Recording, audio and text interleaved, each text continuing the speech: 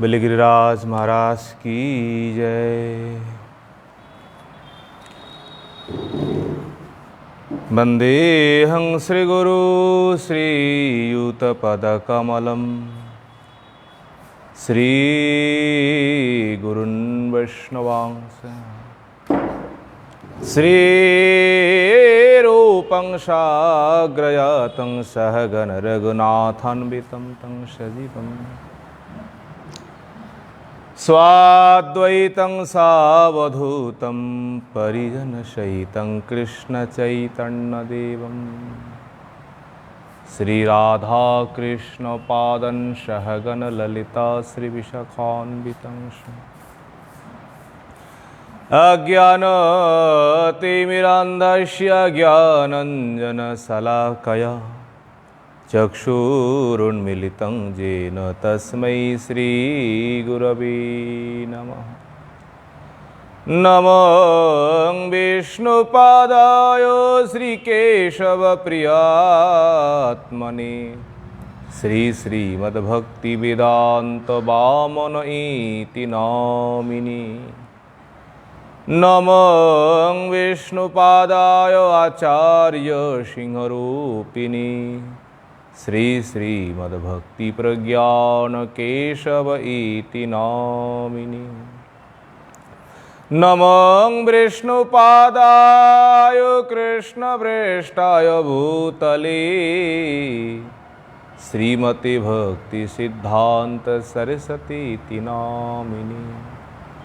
नमो गौरकिशोराय साक्षात् वैराग्यमूर्तये विप्रलम्बर शम्भोरे पादाम्बुजयते नमो भक्तिविनदाय सच्चिदानन्दनामिने गौरशक्तिस्वरूपाय रूपानुगवराय गौराविर्भावभूमिष्ठं निर्दिष्टसज्जनप्रिय वैष्णव सार्वभौम श्रीजगन्नाथयते नमः। वाञ्छाकल्पतरुभ्यश्च कृपा सिन्धुभ्यैव च पतितानां पावनेभ्यो वैष्णवेभ्यो नमो नमः। नमो महावदन्याय कृष्णप्रेमप्रदायते कृष्णाय कृष्णचैतन्य नाम्ने गौरतिसे नमो। हे कृष्ण करुणा सिंधु दीनबंधु जगत्पते गोपेश गोपिका कांत राधा कांत नमोस्तुते। तप्त कांचन गौरांगे राधे वृंदावनेश्वरी विषभानुसुते देवी प्रणमामि हरिप्रिये। भक्त्या विहीनामपराधलक्ष्मी क्षिप्तशकामादितरङ्गमध्ये कृपामयी त्वं स्वरणं प्रपन्या बिन्दे नमस्ते चरणारविन्दम्। श्रीकृष्ण चैतन्य प्रभु नित्यानंद श्री अद्वैत गदाधर श्रीवासादि गौरभक्तवृंद। हरे कृष्ण कृष्ण कृष्ण हरे हरे हरे राम राम राम हरे हरे। निताई गौर हरि हरि बोल। सर्वाग्रमध्य गुरुपाद पद्म जगद्गुरु नितलाभूषणं विष्णुपाद अष्टोशत श्री श्रीमद्भक्ति वेदांत श्री वामन गोस्वामी गुरु महाराज चरण कमले एदास अधमेर साष्टांग दंडवत प्रणाम। तत्पश्चात मदीय शिक्षा गुरुपाद पद्म परम पूजनीय परम वंदनीय श्री गोवर्धन दास बाबाजी महाराज चरण कमले एदास अधमेर दंडवत प्रणाम।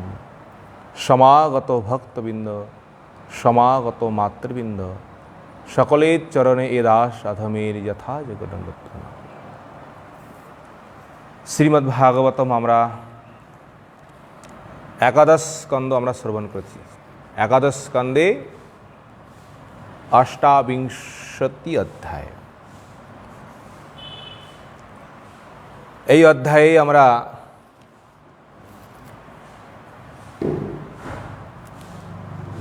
জ্ঞান যোগের বিষয়ে ভগবান উদ্ধবকে উপদেশ করছেন।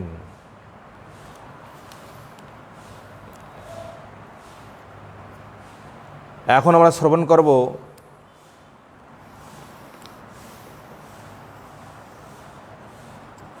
যারা সাধন ভজনে এখনো পরিপক্ক হয় নাই, অপরিপক্ক অবস্থা।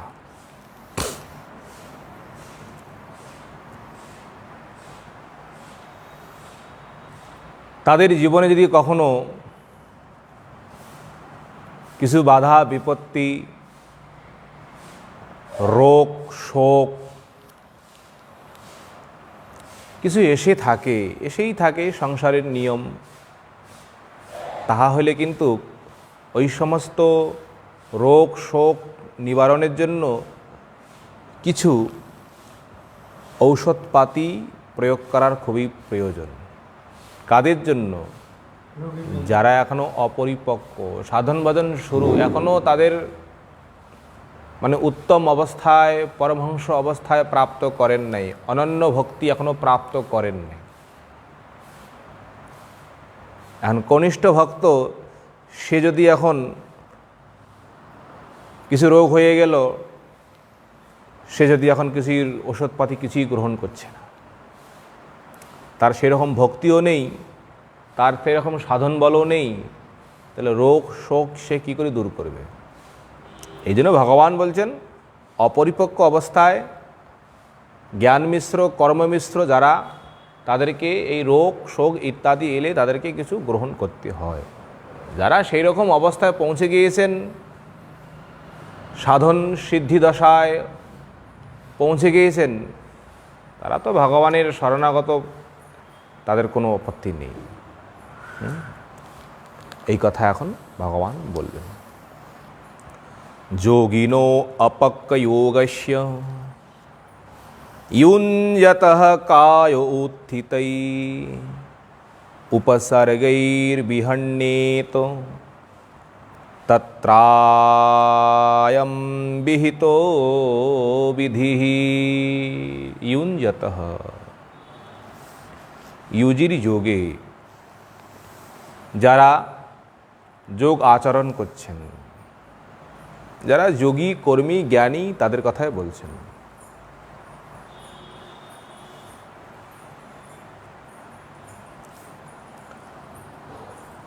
অপক্ক যোগস্য, যোগ সাধন করছেন কিন্তু পরিপক্ক অবস্থা এখন তারা প্রাপ্ত করেন। সাধন করছেন, শুরু করছেন, এই অপরিপক্ক অবস্থায় যোগিনঃ কায়ঃ উত্থিতৈ, কায় মানে শরীর, তাদের শরীরের মধ্যে যদি উত্থিতই মানে কিছু অন্তরায় হয়েই যায়, অন্তরায় মানে কিছু রোগ কিছু শোক যদি এসে যায়, কিছু ব্যাধি, তাহলে কি করবে তারা? কি করে সেই রোগ শোককে দূর করবে? ভগবান বলছেন বিহন্নেত, তাদেরকে অবশ্যই দূর করতে হবে। রোগ শোক ইত্যাদি উপসর্গই তত্র অয়ম বিধি বিহিত অয়ম প্রতিকার উক্ত। সেখানে ভগবান নিজেই বলছেন কিছু বিধি আছে, এই বিধি তোমরা শ্রবণ করো। কি বিধি অবলম্বন করলে আমরা রোগ শোক ইত্যাদি দূর করতে পারবো, শরীরকে সুস্থ রাখতে পারবো, ইত্যাদি বিধি ভগবান নিজেই বলবেন।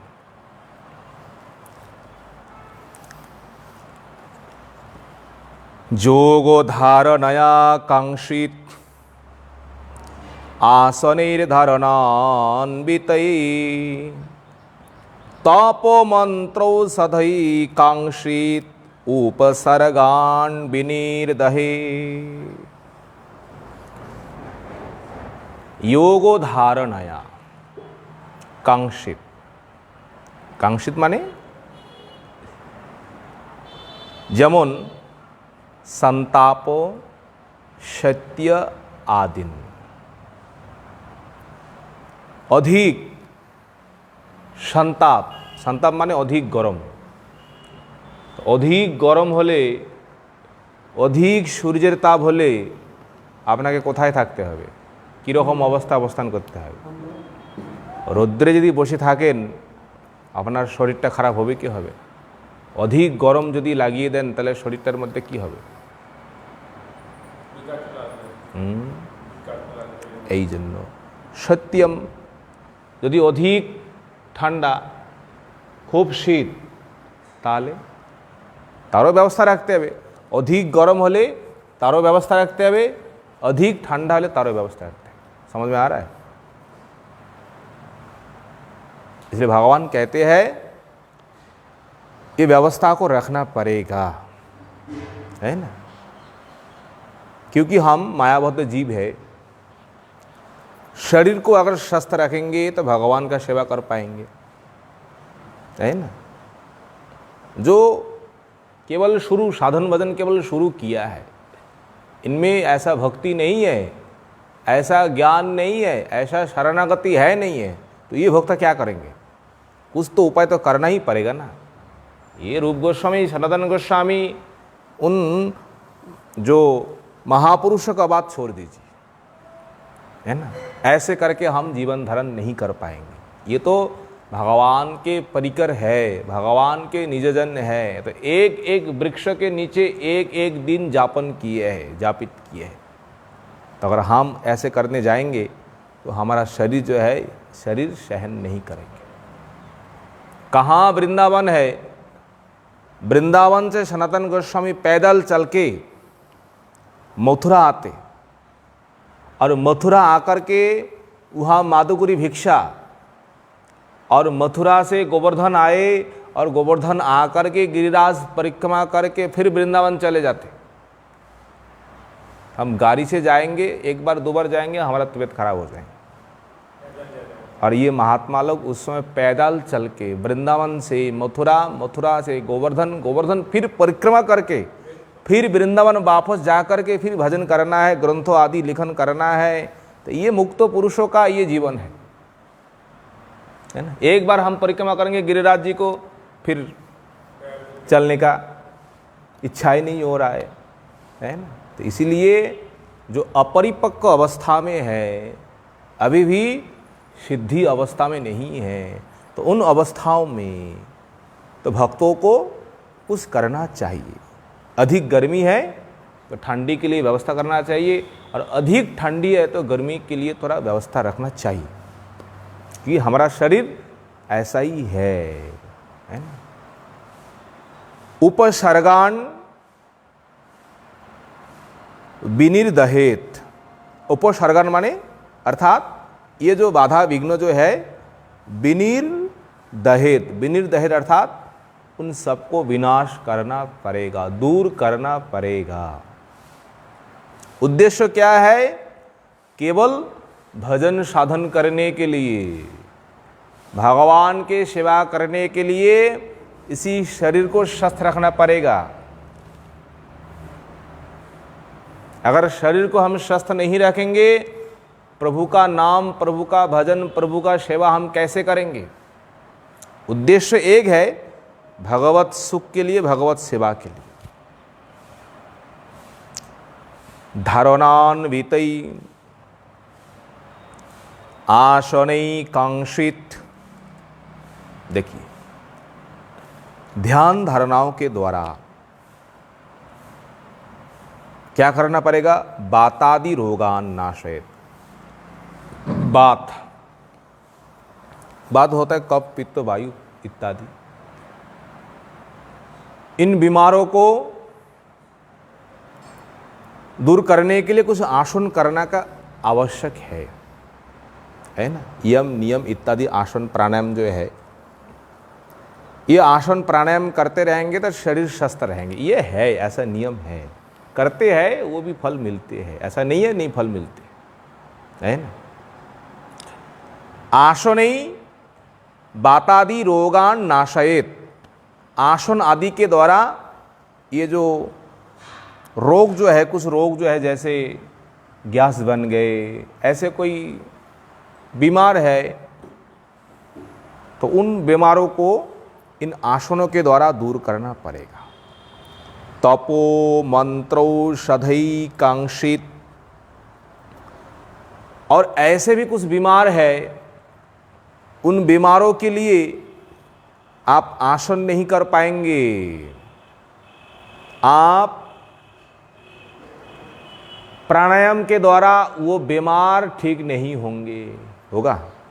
तो उन बीमारों को ठीक करने के लिए जैसे आपको कुछ मंत्रों, कुछ औषध, कुछ तप इत्यादि आपको करना पड़ेगा।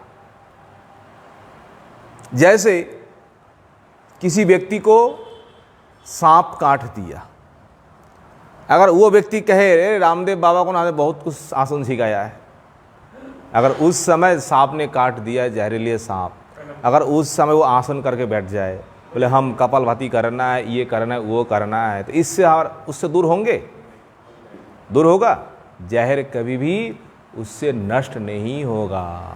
तो सांप का जहर जो है, उन जहरों को दूर करने के लिए मंत्रों आदि का प्रयोग अथवा औषध आदि जो है, ये आपका सेवन करना ही पड़ेगा। उस समय आप नहीं कह पाएंगे नहीं हमको आसन करना है, आसन के लिए अलग बीमार है। और ये जो है जैसे बंदर ने काट दिया है, कुत्ते ने काट दिया है, सांप ने आपको काट दिया है, तो इनके लिए आपको मंत्रों अथवा आपको दवाई आपको लेना पड़ेगा। अगर नहीं लेंगे तो उसके द्वारा आपका शरीर क्या हो जाएंगे? शरीर नष्ट हो जाएंगे। शरीर नष्ट हो जाएंगे तो आप भगवान का भजन नहीं कर पाएंगे। इसलिए ऐसा कुछ व्यवस्था है, उन व्यवस्थाओं को स्वीकार करना पड़ेगा, है ना। देखिए ये जो व्यवस्था जो है, ये व्यवस्था उन लोगों को लिए भगवान बार बार कहते हैं, और प्रभुपाद भी यह कहते हैं, जिनके भीतर उतना शरणागति है नहीं है ना, जो कोमल श्रद्धालु है ना, जो अनन्य भक्त नहीं है। देखिए प्रहलाद महाराज, तो प्रहलाद महाराज के लिए हिरण्यकशिपु ने क्या नहीं किया? सुना है प्रहलाद महाराज जी का नाम? पिता ने क्या नहीं किया है? आंख के बीज में पुत्र को उन्होंने डाल दिया। तो आंख के बीज में जब डाल दिया है तो प्रहलाद महाराज ने आंख से बचने के लिए क्या किया? कुछ किया? क्या किया? केवल भगवान का शरण किया है। तो उनमें जो भक्ति है, जो शरणागति है, वो शरणागति हमें नहीं है। इसलिए हम उस विपद से बचने के लिए हमारा उतना भक्ति नहीं है, हमको कुछ करना पड़ेगा। अगर प्रहलाद महाराज जैसे भक्त है, अगर ऐसे भक्तों को ही बन जाए तो वो तो भगवान का शरण करेंगे, भगवान का चिंतन करेंगे, तो भगवान ही आकर के उन भक्तों को बचा देंगे, उन भक्तों को विपद जो है दूर कर देंगे, है ना। तो उस समय आँख के बीच प्रहलाद महाराज, जैसे प्रहलाद महाराज जी को छोड़ दिया है, तो प्रहलाद महाराज का कुछ हुआ ही नहीं है। जैसे जहरीला सांप है, सांप के सामने, सांप के शरीर में जाकर के प्रहलाद महाराज को फेंक दिया, पर प्रहलाद महाराज का कुछ हुआ ही नहीं है। सांप जैसा ऐसा ही, काटने पर भी उनका जहर जो है उनको कुछ हुआ ही नहीं है। जहर पिलाया हिरण्यकशिपु ने, पुत्र को मारने के लिए। देखिए, अगर एक बूंद वो जहर कोई अंदर चले जाए तो वो व्यक्ति संसार में उनका रहना अत्यंत असंभव है। पर भगवान का नाम का ऐसा प्रभाव है, अगर आप नाम करेंगे, प्रभु का भजन करेंगे, अगर आप में भक्ति है, तो आपसे कोई भी शत्रुता करे, आपके ऊपर कुछ भी लोग करे, तो वो कुछ होंगे ही नहीं है। मीराबाई का नाम सुने, तो मीराबाई को क्या नहीं किया है, उनको भी तो ऐसा ही किया है ना, तो उनका कुछ हुआ? कुछ हुआ ही नहीं। ये अनन्य भक्त है। पर भगवान कहते हैं जो अनन्य भक्त नहीं है, केवल भजन साधन शुरू ही किया है, तो भक्ति है नहीं है, तो कम से कम तो शरीर को तो रक्षा करना पड़ेगा। तो शरीर रक्षा के लिए ये व्यवस्था है, आपको लेना ही पड़ेगा। कुछ बुखार आ जाए, कुछ बीमार आ जाए, आपको दवाई आदि लेना पड़ेगा। ऐसा भी है, कुछ आसन प्राणायाम के द्वारा आपको उस बीमार को दूर करना पड़ेगा। ये जो अनन्य भक्त नहीं है, तो उन भक्तों के लिए व्यवस्था है। जो अनन्य भक्त है वो तो केवल प्रभु का शरण में ही है, प्रभु के नाम में ही तन्मय है, उनके लिए संसार में कोई बाधा विपत्ति है ही नहीं है। अब भगवान कहते हैं, सुनिए क्या कहते हैं। कांक्षित ममानुध्यानेन नाम संकीर्तनादिभिः योगेश्वरानुवृत्त्या वा हन्यदशुभान् शनै। मम अनुध्यानेन नाम संकीर्तनादिभिः कांक्षित कामादीन विहन्ने।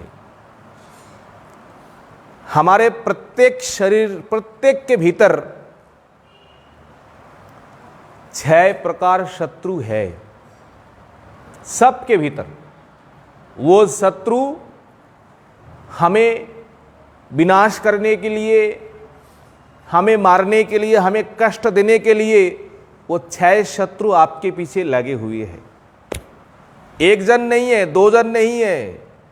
देखो भाई, अगर आपके पीछे अगर 6 शत्रु अस्त्र शस्त्र लेकर घूमते, दिन रात तो घूमते रहे आपको कुछ करने के लिए, अगर थोड़ा ही आप असावधान हो जाए, आपको क्या करेंगे? तुरंत वो शत्रु आकर के आपको, शत्रु क्या करेंगे? आपको मार देंगे। तो इन शत्रु के हाथों से बचने के लिए क्या करना चाहिए? वो शत्रु कौन है? हमारे भीतर में वो है काम, क्रोध, लोभ, मोह, मत, मात्सर्य। ये एक एक शत्रु है, और एक एक शत्रु हर समय हमें क्या कर रहे हैं? हमें मारने के लिए और हमें विनाश के लिए वो हर समय हमें पीछे पड़े हुए हैं। सबके भीतर में है, काम है, क्रोध है, लोभ। ये किसके पास में नहीं है? अगर ज़्यादा काम है, क्रोध है, तो हमारा सब कुछ नष्ट हो जाएंगे। तो इन शत्रुओं को कैसे विनाश करेंगे, कैसे दूर करेंगे? भगवान कहते एक ही उपाय है, ममो अनुध्यानेन। ममो अनुध्यानेन, मेरा जो ध्यान जो है ना, इन ध्यान करो। तो क्या ध्यान है? नामादि संकीर्तनम। भगवान का जो नाम है, भगवान का जो रूप है, भगवान का जो लीला है, भगवान का जो गुण है, इन गुणों को अपने मनों के द्वारा चिंतन करो, मनों के द्वारा स्मरण करो। चिंतन के द्वारा, स्मरण के द्वारा आपके भीतर जो शत्रु है, वो दोष जो है, वो शत्रु, वो दोष अपने आप चले जाएंगे। इसलिए आपको मनन करना पड़ेगा, आपको चिंतन करना पड़ेगा। क्या चिंतन करना पड़ेगा? भगवान का नाम, भगवान का रूप कैसा है, भगवान का गुण कैसा है, भगवान का स्वरूप कैसा है। देखिए, ये मन जो है ना, ये मन सबसे बड़ा खतरनाक है। और मन ही सबसे चंचल है। केवल दिन में ही नहीं है, जब हम जागे रहते हैं तभी ये चिंतन नहीं करते हैं। जब हम सोते हैं ना, सोने के बाद भी वो मन रंग बिरंगों संसार को देखते हैं। जब हम रात में सपनों देखते हैं, कौन अनुभव करता, कौन देखता है? मन ही तो होता है ना। मन के द्वारा ही तो सब कुछ होता है। तो मन में इस प्रकार चंचलता है, मन में इस प्रकार अस्थिरता है, वो दिन रात कुछ न कुछ वो चिंतन करते ही रहते, करते ही रहते। न्याय शास्त्र में है, मन का क्या नाम का तात्पर्य क्या है? संकल्प विकल्प आत्मक मनः। और हमेशा ही संकल्प विकल्प ये करते हैं, ये करना चाहिए, अगर ये हम करते तो ये हमें हो जाता। तो दिन रात मन केवल संकल्प विकल्प, क्या संकल्प कर रहे हैं? इन सांसारिक विषयों को लेकर, सांसारिक वस्तुओं को लेकर। भगवान कहते हैं अगर इन वस्तुओं को मन के द्वारा हम चिंतन करते रहेंगे, हम स्मरण करते रहेंगे, तो इससे मन की जो ज्वाला जो है, मन की दुख जो है, इससे दूर नहीं होगी। मन में जो दुख है, मन में जो कष्ट है, इन शत्रुओं को नाश करने के लिए उन मन के द्वारा केवल भगवान का चिंतन करो। देखिए, अगर चिंतन नहीं करेंगे भगवान का, मन तो खाली नहीं रहेंगे, मन कोई ना कोई चिंतन करते रहेंगे। ऐसा कोई नहीं है बोले हम भगवान का चिंतन नहीं कर रहे, भगवान भाई बैठे हैं, ऐसा नहीं है। चंचल ही मनः कृष्णं प्रमाथि बलवत दृढ़म। अर्जुन ने प्रश्न किया है, इन मन को कैसे वश किया जाए? अत्यंत बलवान, अत्यंत ताकतवान ये मन है। भगवान ने यही कहा है, अर्जुन तुम अभ्यास करो। क्या अभ्यास करना है? भगवत नाम संकीर्तनम, भगवत गुणानुकीर्तनम। भगवान का नाम, भगवान का गुण, भगवान का लीला मन के द्वारा स्मरण करो। स्मरण के द्वारा ही हमारे भीतर जो शत्रु जो है, जो कुछ दोष है, सारे दोष नष्ट हो जाएंगे। धुनोति समलम कृष्ण, धुनोति समलम कृष्ण। भगवान स्वयं आकर के हमारे हृदय जो है ना, हृदय को साफ करेंगे, हृदय को पवित्र करेंगे। वो क्या है? वो भगवान का नाम है। अगर एक बार नाम श्रवण करेंगे, भगवान कानों के तरह भीतर जाएंगे, भीतर जाकर के हृदय को साफ करेंगे। इसलिए भगवान स्पष्ट कह रहे उद्धव से, क्या कह रहा है? संकीर्तनादि भी कामादि हन्यात। अगर काम आदि को दमन करना है, वश करना है, तो भगवान का नाम संकीर्तन करो, भगवान का नाम अनुस्मरण करो। योगा योगेश्वरानुवृत्त्वा वा शनै अशुभदान हन्यात। अशुभ, अशुभ होता है जो कुछ भी बाधा विपत्ति है। इन बाधा विपत्तियों को दूर करने के लिए हमें क्या करना पड़ेगा? बाधा विपत्ति सबके जीवन में हमेशा ही है, पग पग में बाधा विपत्ति है। बाधा विपत्ति को हम छोड़ नहीं पाएंगे। इन बाधा विपत्ति को दूर करने के लिए हमें क्या करना पड़ेगा? देखो, ये भगवान कहता है, भगवान का बात अगर हम स्वीकार करेंगे, मान लेंगे, तो हमारे जीवन में कभी भी बाधा विपत्ति कुछ आएंगे नहीं। तो भगवान ने कहा है योगेश्वरानुवृत्त्वा। योगेश्वरा,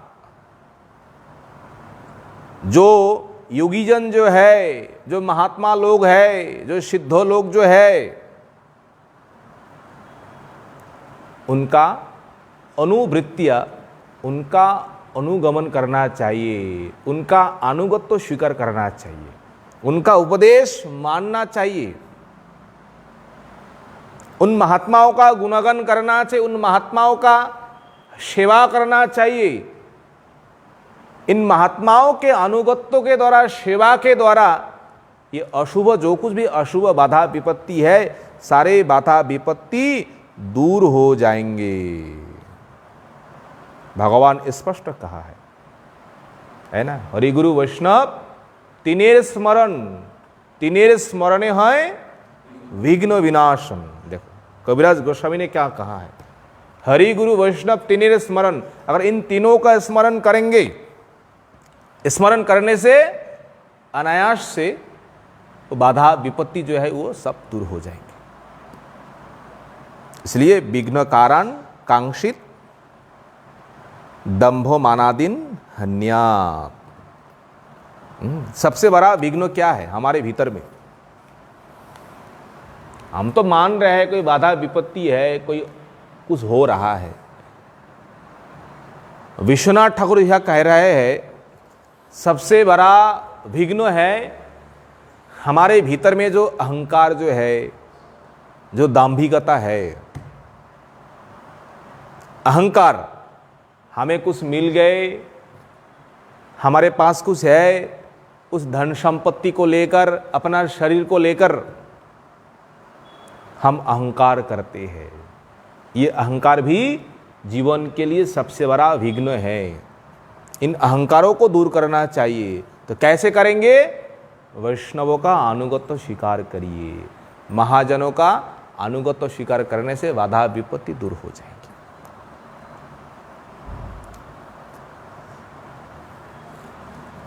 केचित् देहमिमं धीरा सुकल्पं वयसि स्थिरं विधाय विविधोपायैरथ युञ्जन्ति सिद्ध्यये।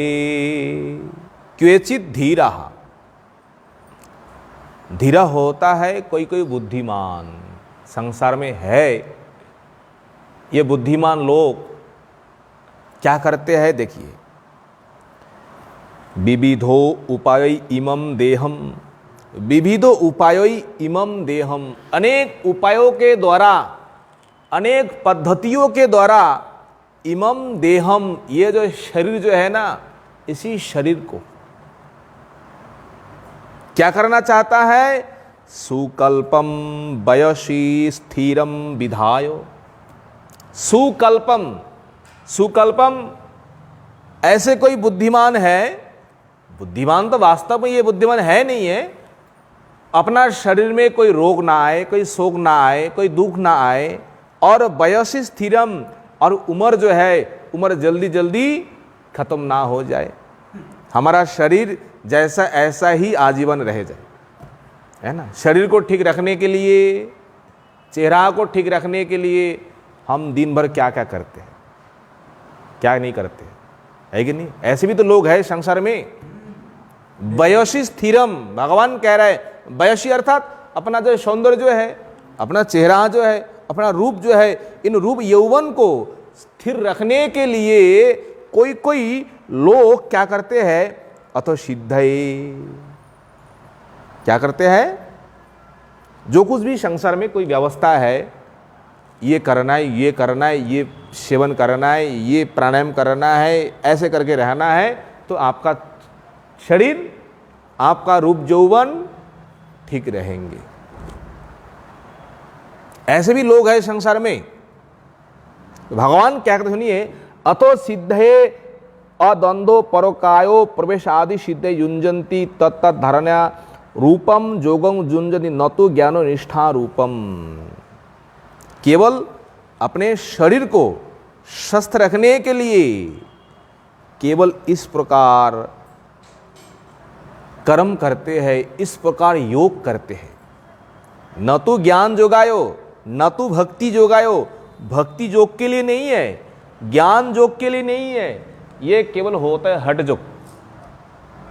हठ योग, राजयोग जो है ना, अनेक प्रकार योग है ना, उन योग करने से, उन प्राणायाम आसन करने से आपका शरीर स्वस्थ रहेंगे। हाँ, ये तो है, पर हमें मानना है भाई हमको ऐसा ही रहना है। आप कुछ भी करिए, कैसा भी कुछ साधन करिए, पर आप अपने शरीर को, अपना रूप यौवन को, अपने चेहरा को आप ऐसा है ऐसा आप राख नहीं पाएंगे, आगे जाकर के नष्ट हो ही जाएंगे। हाँ, इसलिए इन कामनाओं को सिद्धि के लिए कोई अनिमादि जो ये है ना, इस प्रकार अष्ट सिद्धि इत्यादि लाभ करने के लिए इस प्रकार योग करते हैं। पर भक्तों के लिए ऐसा नहीं करना चाहिए। यह भक्ति योग नहीं है, ना तो भक्ति योग है ना तो ज्ञान योग है। नहि तत् कुशलादृत्यम तया तदायाशो ह्यपार्थक अंतर्वत्वा शरीरस्य फलस्यैव वनस्पति। देखिए भगवान क्या कहते हैं, उद्धव त्वद्धि कुशलादृत्यम न भवति, त्वद्धि कुशला आदृतम न भवति। ये तो किसी किसियों का मन का भावना है। कोई कोई लोग तो इस प्रकार चलते हैं। किस प्रकार चलते हैं? अपना शरीर को ठीक रखने के लिए, उम्र को ठीक रखने के लिए, रूप यौवन को ठीक रखने के लिए। पर कुशलः न आदृतम, कुशल जो विवेकी जन जो है ना, जो वास्तविक विवेकी जन जो है, बुद्धिमान जन जो है, इन पद्धति को, इन नियम को कोई आदर नहीं करते हैं। न आदृतम, न आदृतम माने आदर नहीं करते। आदर क्यों नहीं करते? इसलिए आदर नहीं करते हैं, वास्तव में इस संसार में जो कुछ भी है, ये संसार में जो कुछ भी हम देख रहे हैं, हमारे सामने जो कुछ भी है, ये सब अनित्य है, ये सब नाशवान है। तो नाशवान वस्तु को रखने के लिए, धारण करने के लिए आप कुछ भी करिए, इसमें कोई आप में फायदा है नहीं। इसलिए कुशलः न आदृतः, विवेकी जो वास्तविक जो पंडित जन जो है, ज्ञानी जन जो है, ऐसा कर्म को कभी भी आदर नहीं करता है। अरे ये करने में क्या फर्क है, क्या फायदा है जीवन में? जिस प्रकार वनस्पति फलस्य इव शरीरस्य अंतो वत्तत्, उदाहरण के साथ कह रहे भगवान, जिस प्रकार वनस्पति फलस्य इव शरीरस्य अंतो वत्तत्, वनस्पति वत् आत्मैव स्थायी शरीरस्थो फलवत् नश्वरम इति हेतु। उदाहरण के साथ ऐसा कोई लोग करते हैं ना, भगवान कहते हैं जो वास्तविक जो कुशल जो है, जो विज्ञ है, इन पद्धति को, इन नियम को आदर कभी नहीं करता है। क्योंकि ये मानता है ये हमारा शरीर जो है ना, किस प्रकार, जैसे वृक्ष है, वृक्षों का फल है, वो फल कितने समय तक ऐसे रहेंगे? पेड़ों में ऐसे एकदम पके हुए, एकदम रस है, सुस्वादु है, कब तक रहेंगे? उसका भी तो एक समय तो है। बस समय होने पर अपने आप वहां से गिरेंगे, और गिरने के बाद एक दिन दो दिन के बाद ऐसा अवस्था आएंगे, तो अवस्था आने के बाद वो फल जो है सड़ जाएंगे, गंध हो जाएंगे, और उसी मिट्टी के साथ मिल जाएंगे, है ना। आम जो है जब पेड़ में लगे रहता है ना, जब पक जाता है कैसा लाल लाल होता है, उसमें कैसा रस है, तो देखने में मन में क्या इच्छा होता है, भाई देखो कैसा है। पर उनका समय जो है, उनका भी एक स्थिति है उस समय रहने के लिए। पर समय पार हो जाएंगे, वो अपने आप वहाँ से गिरेंगे, और गिरने के बाद अपने आप वो नष्ट हो जाएंगे, सूख जाएंगे, सब कुछ सड़ जाएंगे, सब कुछ नष्ट हो जाएंगे। पर वृक्षों ऐसा नहीं है। वृक्षों कुछ दिनों के लिए फिर भी ठीक है, पर वृक्षों में जब फल जो है, ये तो सालों में एक बार दो बार फल आते रहेंगे, तो इस प्रकार पकते रहेंगे, इस प्रकार झड़ते रहेंगे, इस प्रकार नष्ट होते जाएंगे। फल के साथ मनुष्यों का शरीर को तुलना किया है, ध्यान से सुनिए, है कि नहीं है? तो उसी प्रकार हमारा शरीर जो है, ये शरीर जो है, ये अवस्था जो है, 10 साल बाद में ये अवस्था हम नहीं देखेंगे। 10 साल बाद में ये अवस्था नहीं रहेंगे। कहाँ जाएंगे? हाँ, हाँ, कम से कम मन में तो ये सोचो 20 साल पहले आप किस प्रकार थे, है कि नहीं है? आप किस प्रकार है? परिवर्तन हुआ कि नहीं हुआ? तो परिवर्तन, इतना परिवर्तन हो गए तो कम से कम तो आपको अनुशोचना होना चाहिए, भाई ये शरीर ऐसे परिवर्तन हो रहा है। हम कहाँ इतना बच्चा था, बच्चा होने के बाद बड़ा हुए हैं, बालक हुए हैं, आप युवा हुए हैं, अब धीरे धीरे सारे ये बाल पक गए, हाँ दांत निकल गए हैं, फिर भी हमारे भीतर कोई अनुशोचना नहीं हो रहा है। इस शरीर का परिणाम क्या है? ऐसे करते करते शरीर एक दिन मिट्टी के साथ मिल जाएंगे। शरीर को कोई संसार में कोई देख भी नहीं पाएंगे शरीर कहाँ के। इसलिए शंकराचार्य ने एक सुंदर एक बात कहा है, अंगम गलितम पलितम केसम दसन विहीन जात तुंडम वृद्धो याति गृहीत्वा दंडम तदपि न मुंचति आशा पिंड्यम। देखो, अंगम गलितम पलितम केसम, अंगम गलितम, गलित हो गए, गलित होता है ये सारा शरीर। बुढ़ापा में क्या होता है?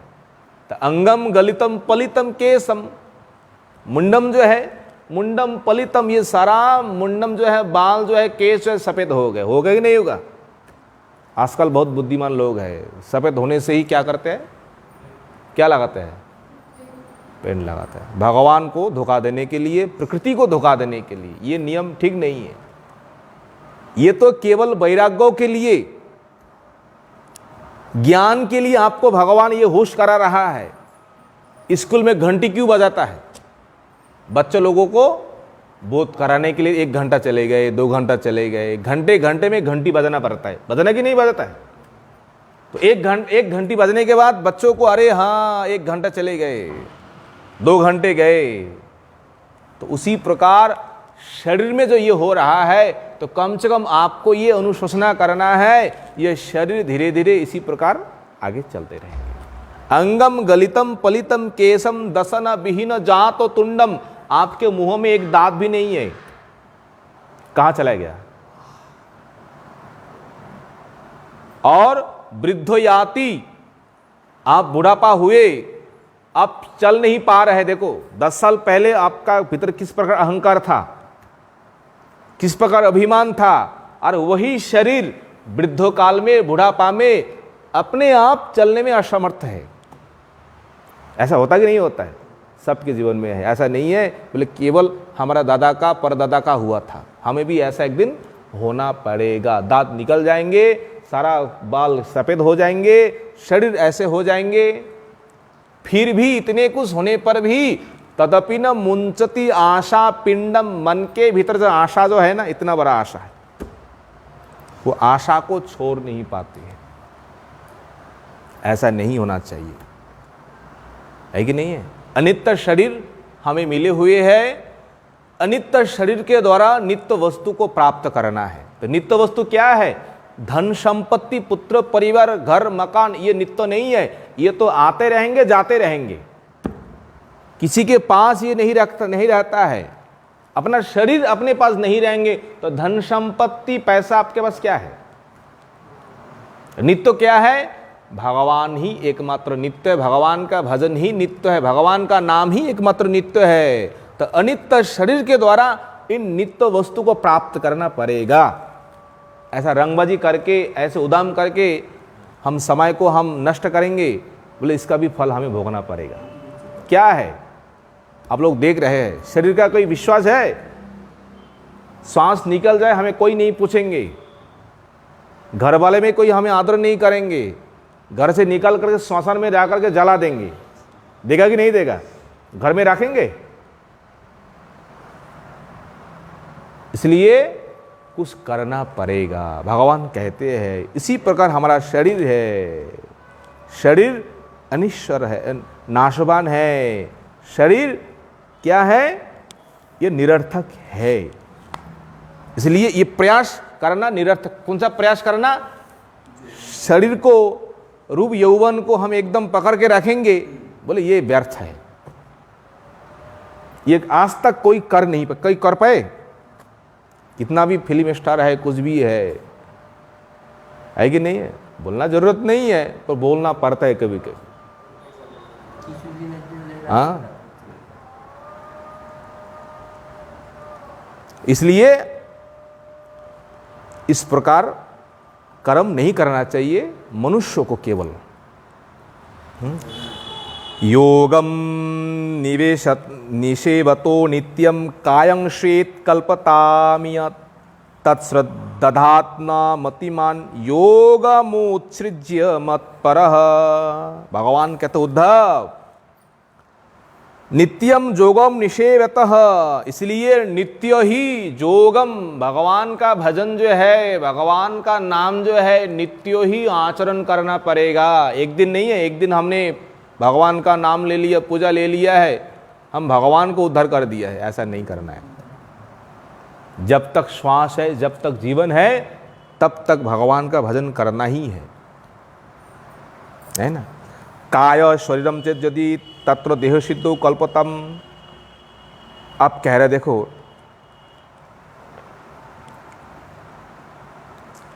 कायः शरीरम चेत यदि तत्र देह सिद्धो कल्पतम जरा रोगो आदि रहितम इयम लभेत।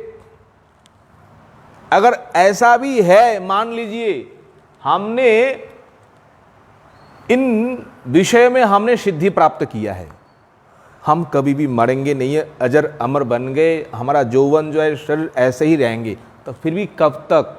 इनका भी तक सीमा जो है, एक कल्प, 2 कल्प, और इसके आगे क्या हो सकता है? 1 युग, 2 युग, 4 युग। हाँ, बोले मत परह मदाशक्तो मतिमान योगम उत्सृज्य न तत्न श्रद्धात्। मत परह मदाशक्तो, जो मेरे जो परम भक्त जो है ना, जो अनन्य भजन परायण जो है ना, इन विषयों के लिए उन वस्तु में आसक्ति नहीं करते हैं। किन विषयों के लिए? प्राकृतिक सुख के लिए, विषय भोग के लिए भगवान का भक्तों उनको कभी भी विश्वास नहीं करते, आदर नहीं करते हैं, है ना। क्यों? कारण क्या है? जोगम उत्सृज्य त्यक्त्वा न तत् श्रद्धात्। हमारा भजन छोड़ करके, भगवान का सेवा छोड़ करके शरीर को चर्चा करते रहेंगे, शरीर को ठीक रखने के लिए हम इधर भागेंगे, उधर भागेंगे, ऐसे भक्तों का धर्म नहीं है, कर्म नहीं है। हाँ, आजकल अनेक लोग हैं, अनेक प्रकार बात करते हैं, ये बात वास्तव में ठीक नहीं है ना। कभी भी भगवान का भक्तों कभी भी इस प्रकार बातों को विश्वास करते नहीं है, करना भी नहीं चाहिए। जो भाग में है, रोग शोक जो है जिस प्रकार, वो तो आपको आते रहेंगे, जिस प्रकार आपका कर्म है, पर इस अवस्था में जो करना है आपको वो करना चाहिए। जो आप करके आए वो तो आप पा रहा है, पर संचय के लिए, भविष्य के लिए आपको तो कुछ करना चाहिए। अगर इस शरीर के द्वारा कुछ गड़बड़ी करेंगे, ऊपर नहीं जा पाएंगे, नीचे जाना पड़ेगा। तो नीचे कहाँ है? मानव शरीर के नीचे पेड़ पौधा बनना पड़ेगा। अगर कोई देवता लोग गड़बड़ी करे, उनके लिए सीधे मनुष्य जन्म, क्योंकि उनके लिए नीचे यही है। और हम गड़बड़ी करेंगे तो हमारे लिए नीचे क्या है? 84 लाख योनि, स्थावर जंगम, कुत्ता बन जाओ, पेड़ पौधा बन जाओ, नरक भोगने के बाद। जोगाचर्या मिमं योगी विचरन् मदपाश्रयः नान्तरायर्विहन्ये तो निस्पृह ससुखानुभू इति श्रीमद्भागवते महापुराणे ब्रह्मसूत्रभाष्ये परमहंसं संहितायां वैयासिक्याम् एकादशस्कन्धे श्रीमद् उद्धव संवादे परमार्थ निर्णयो 28वाध्याय समाप्तः। अंतिम श्लोक कहते भगवान उद्धव, ध्यान से सुनो क्या कहते हैं।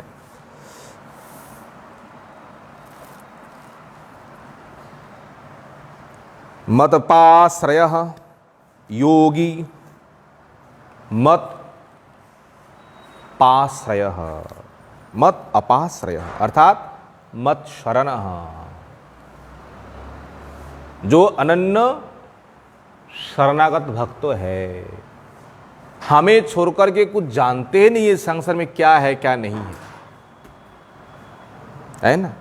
योगी ये भक्त जो है, इमाम योगम चरिजम विचरण आचरण स सुखानुभू सुखेन अनुभूरन भूतिर्जस्य शतंच निष्प्रिय निष्काम अंतराय विघ्न न विहन्ये।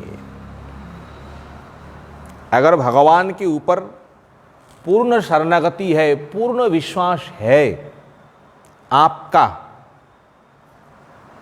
इस संसार में आप सुखपूर्वक आप विचरण कर पाएंगे, सुखपूर्वक आप गमनागमन कर पाएंगे।